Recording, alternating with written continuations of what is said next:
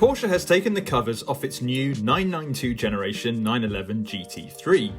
Officially, that is, as it gave fans a pretty big teaser towards the end of last year. But now we've seen the Blue Beast in all its glory, and we've got all the details on what looks set to be the most hardcore 911 GT3 to date. With that in mind, here are 5 things you need to know about the racy 911. But before I get into the list, remember to hit the like button and subscribe for more awesome videos just like this one. The 911 GT3 has always been inspired by Porsche racing weaponry. When the first 911 GT3 was launched back in 1999, it was built as a homologation special for the FIA GT3 Cup, and therefore featured a more aerodynamic design to give the company an advantage on the racetrack. But the new model takes things a step further. For instance, the low nose seems to be inspired by the hardcore GTE car that competes at the 24 Hours of Le Mans.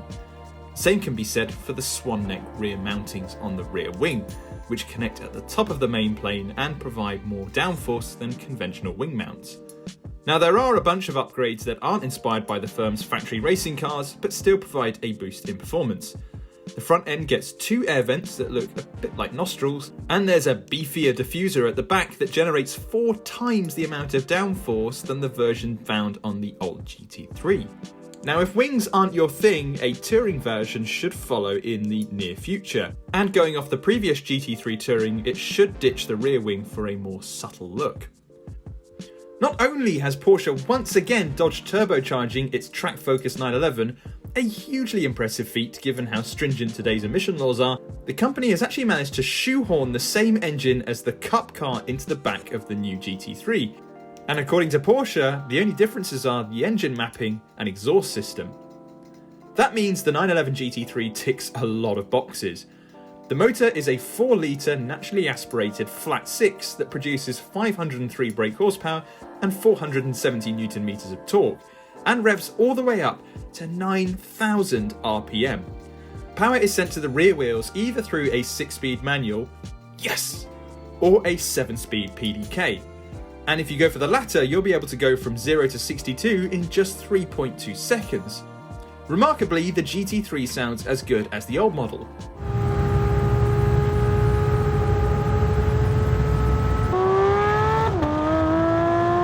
If not a bit better.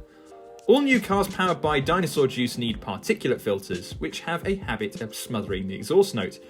But from what we've heard so far, the new GT3 sounds like an animal. Of course, power isn't everything.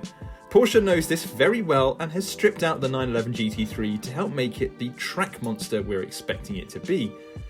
Now, a standard 992 generation 911 Carrera weighs in at 1,505 kilograms, while the all-wheel drive Turbo S comes in at 1,640 kilos. The new 911 GT3, however, is the lightest of the bunch. With the manual gearbox fitted, the new GT3 comes in at an impressive 1,418 kilos, rising to 1,435 on cars fitted with the PDK. So how has Porsche managed to shave nearly 100 kilograms off the Carrera? Well, as you may have noticed, there's a lot of carbon fibre on the new GT3, from the front bumper to the rear diffuser, as well as a bonnet that's made of carbon fibre reinforced plastic. The glass is also lighter, as are the brakes and battery. The exhaust, complete with adjustable flaps for that signature howl, saved some 10 kilograms over the old car alone, plus the cabin has been stripped of its rear seats in true GT3 fashion. If you've ever had the pleasure of going to the Nurburgring, then you'll know that most of the time you'll be looking in your mirrors for a fast approaching GT3, and the new version will be no exception. The near 100 kilo weight saving, race-derived engine and better aerodynamics makes the new 911 GT3 a track weapon. When testing at the Nurburgring, the company set a lap time on the old 12.6 kilometer route of 6 minutes 55.2 seconds, over 17 seconds faster than the old car. And on the full route, which is 200 meters longer around the pit building, the car set a time of 6 minutes 59.9 seconds. What's more, the new GT3 was around a second faster than the previous generation GT3 RS. That's properly impressive, as the numbers favour the RS. It's more powerful, has wider tyres and a bigger rear wing. That all suggests the next generation GT3 RS, which should be with us in a year or two, will run rings around all but the most track-focused hypercars. The new GT3 is a serious upgrade over the old model, so it comes as little surprise that it carries a premium.